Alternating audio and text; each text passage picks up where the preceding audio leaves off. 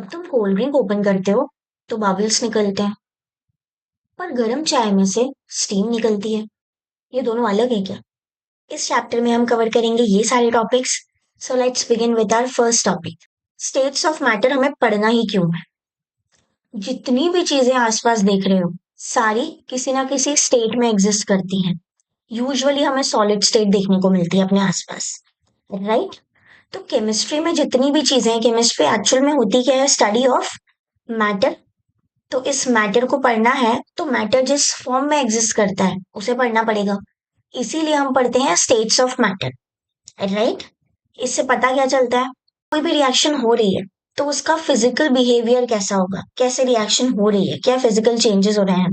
और हमारी daily life या इंडस्ट्रियल एप्लीकेशंस में भी स्टेट्स ऑफ मैटर पढ़ना बहुत ज्यादा काम आता है, राइट? बल्क प्रॉपर्टी और सिंगल पार्टिकल प्रॉपर्टी मतलब, सिंगल पार्टिकल मतलब जब हम एक ही पार्टिकल को स्टडी करके किसी भी एटम की प्रॉपर्टीज बता सकते हैं। हमें सिर्फ एक पार्टिकल चाहिए, एक एटम या एक मॉलिक्यूल, तो हम क्या बता सकते हैं? उसकी पूरी प्रॉपर्टीज बता सकते हैं। ये इंट्रिंसिक होती है, मतलब ये बहुत सारी क्वांटिटी पर डिपेंड नहीं करती, मतलब कितने नंबर ऑफ मॉलिक्यूल्स हैं, कितने नंबर ऑफ एटम्स है, उस पर डिपेंड नहीं करेगी। सिर्फ एक एटम पर डिपेंड करती है। जैसे तुम्हारे पास बल्क में ग्लास में वाटर फिल्ड है, तो एक एटम ने बता दिया ना कि ये क्या है? वाटर है। अब तुम्हें इस बल्क की पूरी अलग अलग एटम को पढ़ने की जरूरत नहीं है। तो इन प्रॉपर्टीज के अंदर क्या क्या आ जाता है? जैसे एटॉमिक साइज। अब एक एटम है, तुम उसका साइज एक ही एटम के थ्रू बताओगे ना, बहुत सारे अलग अलग एटम्स को मेजर तो नहीं करना पड़ेगा।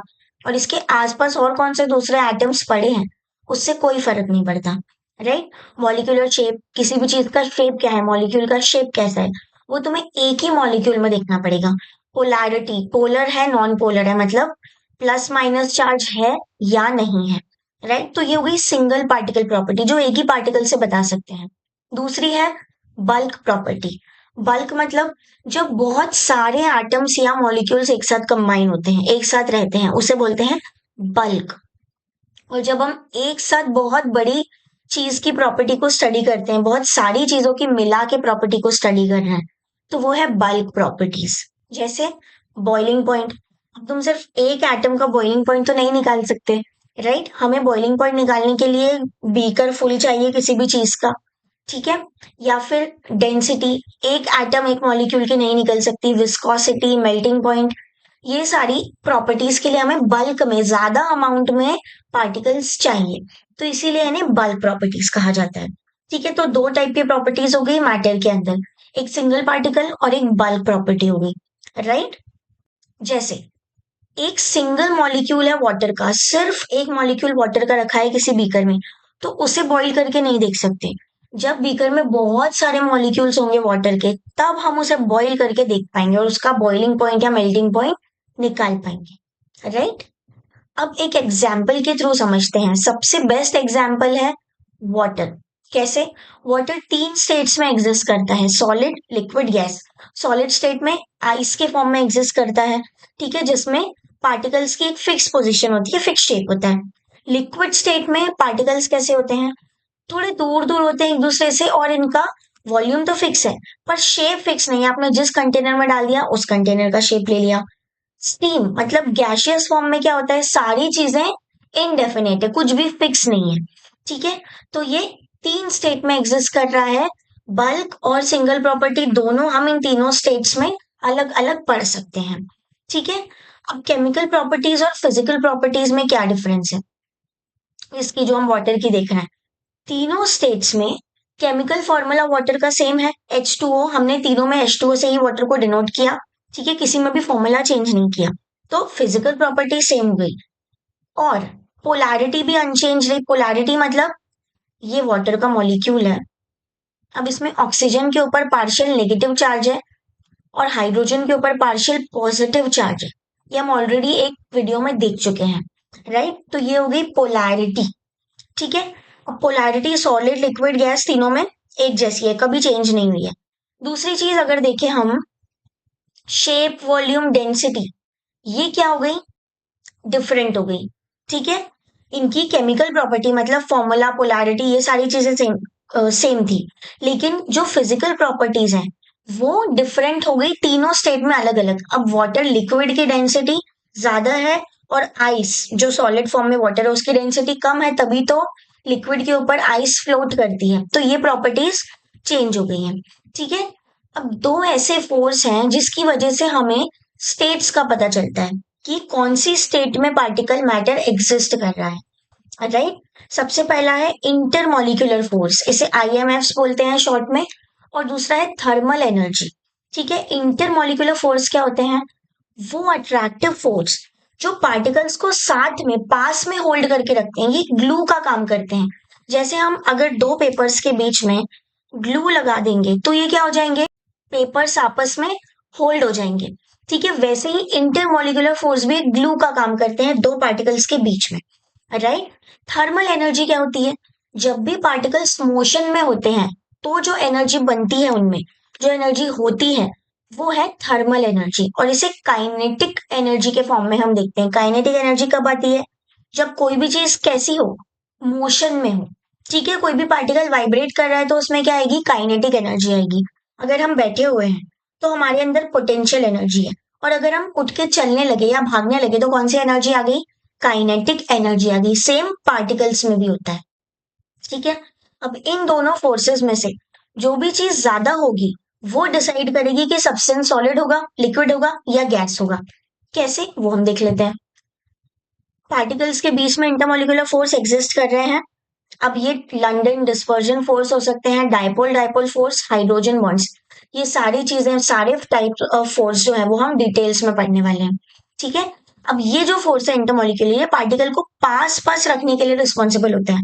मतलब अगर इंटरमोलिकुलर फोर्स बढ़ गए तो पार्टिकल्स पास पास होंगे। राइट, थर्मल एनर्जी सब्सटेंस के टेम्परेचर से प्रोपोर्शनल होती है। अगर तुमने टेम्परेचर बढ़ाया तो एनर्जी बढ़ जाएगी। ठीक है, जितना ज्यादा टेम्परेचर उतनी ज्यादा काइनेटिक एनर्जी, मतलब पार्टिकल्स में उतना ज्यादा मूवमेंट होगा। और क्योंकि एनर्जी बढ़ गई तो पार्टिकल्स दूर दूर भागने लगे, तो इसीलिए उनका डिस्टेंस क्या हो गया? बढ़ गया, और उसकी स्टेट चेंज होने लगी। अगर सॉलिड स्टेट में था, तुमने काइनेटिक एनर्जी बढ़ा दी, पार्टिकल्स दूर दूर गए, तो क्या हुआ? वो सॉलिड से लिक्विड और लिक्विड से गैशियस स्टेट में कन्वर्ट हो जाएगा। राइट, ये एक टेबल शॉर्ट में याद रखने के लिए। सॉलिड स्टेट में क्या होगा? फोर्सेस जो इंटरमोलिकुलर फोर्स वो बहुत स्ट्रांग होते हैं, तभी पार्टिकल पास पास है, और थर्मल एनर्जी बहुत कम होती है, तभी ये दूर दूर भाग नहीं रहा है।